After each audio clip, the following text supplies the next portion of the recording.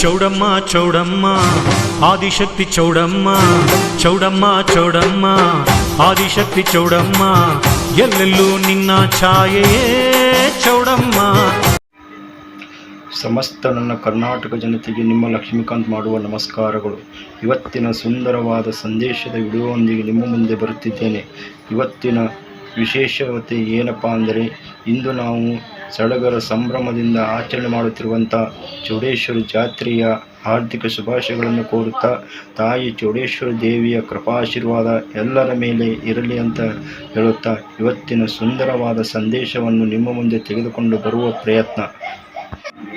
ಚೌಡೇಶ್ವರಿ ದೇವಿಯ ಪಾದಕ್ಕೆ ನಮಸ್ಕರಿಸುತ್ತಾ ಇವತ್ತಿನ ವಿಷಯ ಪ್ರಾರಂಭಿಸುತ್ತೇನೆ. ವಿಷಯ ಏನಪ್ಪ ಅಂದರೆ, ಆಸ್ಪತ್ರೆಯಲ್ಲಿನ ಹಾಸ್ಯ ಮತ್ತು ಜಿಪುಣ ಹೆಂಡತಿ ಸಪ್ಪಳಿಲ್ಲದ ಅಡಿಗೆಯ ಕಥೆಯನ್ನು ನಿಮ್ಮ ಮುಂದೆ ತೆಗೆದುಕೊಂಡು ಬರುವ ಪ್ರಯತ್ನ.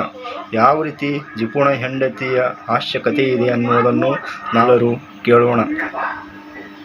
ಸಪ್ಪಳಿಲ್ಲದ ಅಡಿಗೆ ಯಾವ ರೀತಿ ಮಾಡುತ್ತಾಳೆ, ಏತಕ್ಕಾಗಿ ಈ ಕತೆ ನಿಮಗೆ ಹೇಳುತ್ತಿದ್ದೇನೆ ಅನ್ನುವುದನ್ನು ನೀವು ಕೇಳೋಣ.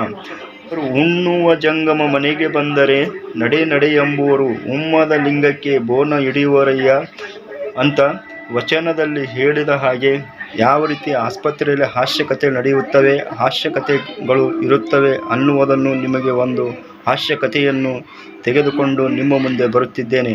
ಚಿಂಟು ಅನ್ನುವ ವ್ಯಕ್ತಿ ಆಸ್ಪತ್ರೆಗೆ ಅಡ್ಮಿಟ್ ಆಗಿರುತ್ತಾನೆ.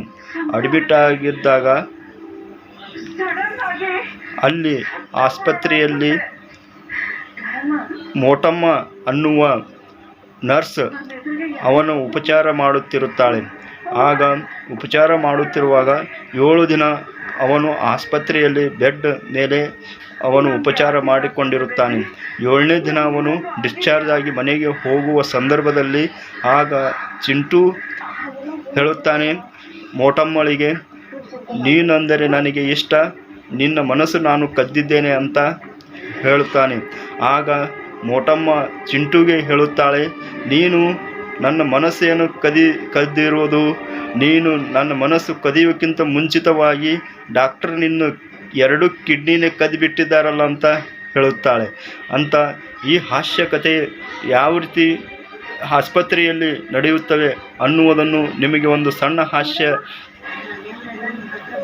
ವೈಶಾಖ ತಿಂಗಳಲ್ಲಿ ಅಂದರೆ ಬಸವ ಜಯಂತಿಯಿಂದ ಪ್ರಾರಂಭವಾದ ಮದುವೆಯ ಸಂಭ್ರಮ ಮತ್ತು ಮದುವೆ ವಾರ್ಷಿಕೋತ್ಸವ ಆಚರಿಸಿಕೊಳ್ಳುವ ವಿವಾಹ ವಾರ್ಷಿಕೋತ್ಸವದ ಹಾರ್ದಿಕ ಶುಭಾಶಯಗಳನ್ನು ಕೋರುತ್ತಾ, ಶುಭ ಸಂದರ್ಭದಲ್ಲಿ ನಿಮಗೆ ನಾನೊಂದು ಹಾಸ್ಯ ಕಥೆಯನ್ನು ಹೇಳಬೇಕಂತ ಅಭಿಲಾಷೆಯಾಗಿದೆ. ಗಂಡ ಹೆಂಡತಿಯಲ್ಲಿ ಯಾವ ರೀತಿ ಹಾಸ್ಯಗಳು ಇರುತ್ತವೆ ಅನ್ನುವುದನ್ನು ನಿಮ್ಮ ಮುಂದೆ ಒಂದು ಜಿಪುಣ ಹೆಂಡತಿ ಸಪ್ಪಳಿಲ್ಲದ ಅಡಿಗೆ ಮಾಡುವ ಕಥೆಯನ್ನು ತೆಗೆದುಕೊಂಡು ಬರುತ್ತಿದ್ದೇನೆ. ಯಾವ ರೀತಿ ಇದೆ ಅಂದರೆ, ಹೆಂಡತಿ ಇರುತ್ತಾರೆ, ಆ ಮನೆಯಲ್ಲಿ ಹೆಂಡತಿ ಜಿಪುಣ ಇರುತ್ತಾಳೆ. ಅವರ ಮನೆಗೆ ಸಾಧುವಿನ ವೇಷದಲ್ಲಿ ಬರುತ್ತಾನೆ. ಬಂದಾಗ ಅವನು ಹೇಳುತ್ತಾನೆ, ನನಗೆ ಹಸಿವಾಗಿದೆ, ನನಗೆ ನೀವು ಮಾಡಿದರಲ್ಲಿ ನನಗೆ ಉಣ್ಣಲು ಬಡಿಸಿ ಅಂತ ಹೇಳುತ್ತಾನೆ. ಆಗ ಆ ಮನೆ ಜಿಪುಣ ಹೆಂಡತಿಯ ಮನೆಯೇ ಆಗಿರುವುದರಿಂದ ಗಂಡನಿಗೆ ಹೇಳುತ್ತಾಳೆ, ಇವತ್ತು ನೀವು ಹೊಲಕ್ಕೆ ಹಾಗೆ ಹೋಗಿ, ನಾನು ಮಧ್ಯಾಹ್ನ ಊಟ ತೆಗೆದುಕೊಂಡು ಬರುತ್ತೇನೆ ಸ್ವಾಮಿ ಹೋದ ನಂತರ ಅಂತ ಹೇಳುತ್ತಾಳೆ. ಆಗ ಅವಳು ಜಿಪುಣ ಇರುತ್ತಾಳೆ. ಆಗ ಅವಳ ಮಾತನ್ನು ಕೇಳಿ ಅವನು ಗಂಡ ಹೊಲಕ್ಕೆ ಹೋಗಿ ಗಳೆ ಹೊಡೆಯುತ್ತಿರ್ತಾನೆ. ಮಧ್ಯಾಹ್ನ ಆಗುತ್ತೆ, ಊಟ ಬಂದಿರುವುದಿಲ್ಲ, ಆ ಸ್ವಾಮಿ ಮನೆಯಿಂದ ಹೋಗಿರುವುದಿಲ್ಲ, ಅವನು ಜಿಪುಣ ಹೆಂಡತಿ ಅಡಿಗೆ ಮಾಡಿರುವುದಿಲ್ಲ. ಅವ ಹೋಗಬೇಕು, ನಾ ಅಡಿಗೆ ಮಾಡಬೇಕು ಅನ್ನುವ ಹಠ ಅವಳದು. ಆ ಸ್ವಾಮಿ ನಾನು ಈ ಮನೆಯಿಂದ ಊಟ ಮಾಡಿನೇ ಹೋಗಬೇಕು, ಅವ್ರು ಏನು ಮಾಡ್ತಾರೆ ಅದರಲ್ಲಿ ನಾನು ಸ್ವಲ್ಪ ಪ್ರಸಾದ ತೆಗೆದುಕೊಂಡೇ ಹೋಗಬೇಕು ಅನ್ನುವ ಹಠ ಅವನದು. ಅಂದರೆ ಇವಳು ಕೊಡದವ್ವ, ಅವ ಬಿಡದಪ್ಪ, ಇಬ್ಬರು ಹಾಗೆ ನಡೀತು. ರಾತ್ರಿ ಆಯಿತು, 6 ಗಂಟೆ ಆಯಿತು. ಮನೆಗೆ ಬಂದ, ಎತ್ತುಗಳು ಕೊಟ್ಟಿಗೆ ಕಟ್ಟದ. ಆಗ ಹೆಂಡತಿಗೆ ಹೇಳ್ದ, ಹೊಸವಾಗಿದೆ ಉಳ್ಳು ಕೊಡು ಅಂತ ಕೇಳಿದ. ಆಗ ಹೆಂಡತಿ ಆ ಸ್ವಾಮಿನೇ ಇನ್ನೂ ಹೋಗಿಲ್ರಿ, ಹ್ಯಾಂಗೆ ಅಡುಗೆ ಮಾಡಲಿ ಅಂತ ಆಕೆ ಅಂದರು. ಅವ ಹೋಗಲ್ಲವರು, ನೀವು ಒಳಗೆ ಕೂತು ಮಾಡು, ಹ್ಯಾಂಗಾರೆ ಮಾಡು, ಅಡುಗೆ ಮಾಡು, ನಂಗೆ ಹೊಸ ಆಗ್ಯದ ಅಂತ. ರಾತ್ರಿ 8 ಆಯಿತು, 9 ಆಯಿತು, 10 ಆದ್ರೂ ಭೀ ಅವನು ಹೊಟ್ಟೆ ತಾಳ ಹೆಚ್ಚಾಯಿತು. ಅವಳು ಮಾಡಲಾರ್ದವಳು, ಇವ ಬಿಡಲಾರ್ದವ. ಹೊಸವಾಗಿದೆ, ಏನಾರ ಕೂಡ ಉಳ್ಳಕ್ಕೆ ಇದ್ದುದು ಕೊಡು, ಉಣ್ತೀನಿ, ಉಣ್ಣು ಮಕ್ಕೋತೀನಿ. ಏನೂ ಮಾಡಿಲ್ರಿ, ಏನೂ ಇಲ್ಲ. ಆ ಸ್ವಾಮಿ ಹೋಗಲಾಗ್ಯಾನ, ನಾ ಮಾಡಲಾಗಿನಿ. ಈಗ ನಾವು ಏನಾರು ಮಾಡೋದಂದ್ರೆ ಅದ್ರಾಗ ಅವ್ನಿಗೆ ಕೊಡಬೇಕು, ಅವನಿಗೆ ಯಾಕೆ ಕೊಡಬೇಕು ಅಂತ ಆಕೆ ಹಠ ಹಿಡಿದ ಬಳಕೆ ಏನು ಮಾಡ್ತಾಳೆ, ಸಪ್ಪಳಿಲ್ಲದ ಅಡಿಗೆ ಯಾವುದ್ರಿ?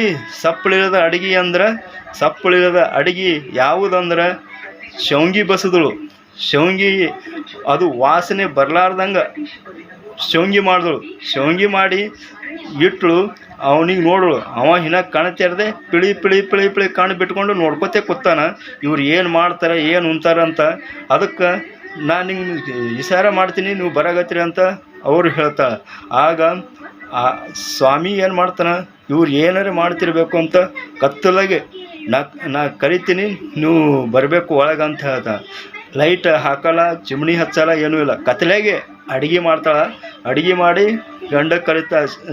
ಗಂಡಿಗೆ ಕರಿಬೇಕಂತಾಳೆ. ಅವ ಎಚ್ಚರಿಕೆನೇ ಇರ್ತಾನೆ, ನೋಡ್ತಿರ್ತಾನೆ. ಇವ್ರು ಸ್ವಾಮಿನ ಎಚ್ಚರಿಕೆನೇನ ಏನು ಮಾಡೋದು ಅಂಥೇಳಿ, ನಾ ಇನ್ನೊಂದು ಅರ್ಧ ಗಂಟೆ ಬಿಟ್ಟು ನಾವು ಊಟ ಮಾಡಮ್ಮ ಅಂಥೇಳಿ ಅವ ಹೆಂಡತಿ ಮಕ್ಕಳನ್ನ ಇವ ಸ್ವಾಮಿ ಏನು ಮಾಡ್ತಾನೆ, ಹೇಳ್ತಾನೆ. ಇವನಿಗೂ ಹಸುವಾಗಿತ್ತು, ಇವ್ರು ಏನಾರು ಮಾಡಿರ್ಬೇಕಂಥೇಳಿ ಹೋಗಿ ನೋಡ್ತಾನೆ. ಶೌಂಗಿ ಬಸ್ದಾರ, ಶೌಂಗಿ ಸಕ್ರೆ ಹಾಕ್ಕೊಂಡು ಊಟ ಮಾಡ್ತಾನೆ, ಫಸ್ಟ್ ಕ್ಲಾಸ್ ಊಟ ಮಾಡ್ತಾನೆ. ಊಟ ಮಾಡಿ ಏನು ಮಾಡ್ಬೇಕೀಗ, ಆಕಳದು ಸಗಣಿ ಇರುತ್ತದೆ, ಅದು ಏನು ಮಾಡ್ತಾನೆ, ಅದ್ರಾಗ ಒಯ್ದು ಇಟ್ಟು ಮುಚ್ಚಿ ಬಂದಿರ್ತಾನೆ. ಬಂದು ಅವ ಮಕ್ಕಳನ ಇವ್ರು ಏನು ಮಾಡ್ತಾರೆ, ಹಳ್ಳುಗ ಗಂಡಕ್ಕೆ ಕರೀತಾಳೆ. ಬರ್ರಿ ಆ ಸ್ವಾಮಿ ಮಕ್ಕೊಂಡನ, ಬರ್ರಿ ಊಟ ಮಾಡಮ್ಮಿ ಅಂತ ಅವಳು ಹೇಳ್ತಾಳೆ. ಹೇಳೋಣ. ಆಗ ಗಂಡ ಹೋಗಿ ನೋಡ್ತಾನೆ. ಇವತ್ತು ಮದುವೆಯಾಗಿ ನಮ್ಮದು ಭಾಳ ದಿವಸ ಐತ್ರಿ, ನಾ ನಿಮಗೆ ಉಣಿಸ್ತೀನಿ, ನೀವು ನಮಗೆ ಉಣಿಸಿ ಅಂತ ಕೇಳೋಣ. ಆಯಿತು ಅಂತಾನ. ಅಣ್ಣನ ಪೈಲ ನಾ ಉಣಿಸ್ತೀನಿ ಅಂತ ಗಂಡ ಹೇಳ್ತಾನೆ.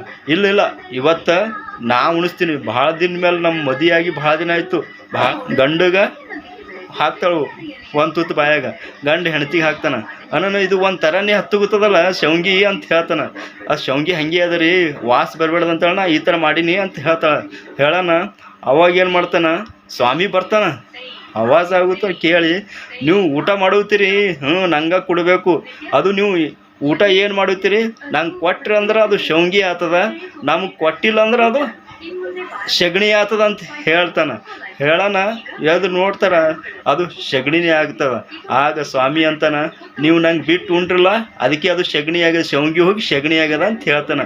ಈ ರೀತಿ ಹಾಸ್ಯಕತೆ, ನಿಮ್ಮ ಹಾಸ್ಯಕತೆ ನಿಮಗೆ ಹೇಗೆ ಅನಿಸಿತು ಅನ್ನುವುದನ್ನು, ನಿಮ್ಮ ಅನಿಸಿಕೆ ಅಭಿಪ್ರಾಯಗಳನ್ನು ಕಮೆಂಟ್ ಮಾಡಿ, ಶೇರ್ ಮಾಡಿ, ಸಬ್ಸ್ಕ್ರೈಬ್ ಆಗಿ, ಪಕ್ಕದಲ್ಲಿ ಬರುವ ಬೆಲ್ ಐಕನನ್ನು ಕ್ಲಿಕ್ ಮಾಡಿ ಅಂತ ಹೇಳುತ್ತಾ, ಇವತ್ತಿನ ಹಾಸ್ಯಕತೆ ಮತ್ತು ತಾಯಿ ಚೌಡೇಶ್ವರಿ ದೇವಿಯ ಕೃಪಾಶೀರ್ವಾದ ಎಲ್ಲರ ಮೇಲೆ ಇರಲಿ ಅಂತ ಹೇಳುತ್ತಾ, ಚೌಡೇಶ್ವರಿ ದೇವಿಯ ಪಾದಕ್ಕೆ ನಮಸ್ಕರಿಸುತ್ತಾ, ಮತ್ತೊಮ್ಮೆ ಮಗದೊಮ್ಮೆ ಸಮಸ್ತ ಕರ್ನಾಟಕ ಜನತೆಗೆ ನನ್ನ ವತಿಯಿಂದ, ಸಂಸ್ಕಾರದ ಬೆಳಕು ವತಿಯಿಂದ ಚೌಡೇಶ್ವರಿ ಜಾತ್ರೆಯ ಹಾರ್ದಿಕ ಶುಭಾಶಯಗಳನ್ನು ಕೋರುತ್ತಾ, ಇವತ್ತಿನ ಹೆಂಡತಿಯ ಹಾಸ್ಯ ಕಥೆಗಳು ಸಾಕಷ್ಟು ಬರುತ್ತವೆ. ಅದರಲ್ಲಿ ಒಂದು ಸಣ್ಣ ಕಥೆಯನ್ನು ನಿಮ್ಮ ಮುಂದೆ ತೆಗೆದುಕೊಂಡು ಬರುವ ಪ್ರಯತ್ನ ಮಾಡಿದ್ದೇನೆ.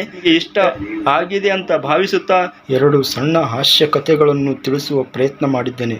ಅದೇ ರೀತಿ ಇವತ್ತಿನ ವಿಷಯ BTC ಅನ್ನುವ ಅಕ್ಷರಗಳ ಅರ್ಥವನ್ನು ತಿಳಿಸುತ್ತಾ ಇವತ್ತಿನ ಕಾರ್ಯಕ್ರಮಕ್ಕೆ ವಿರಾಮ ಕೊಡುತ್ತೇನೆ.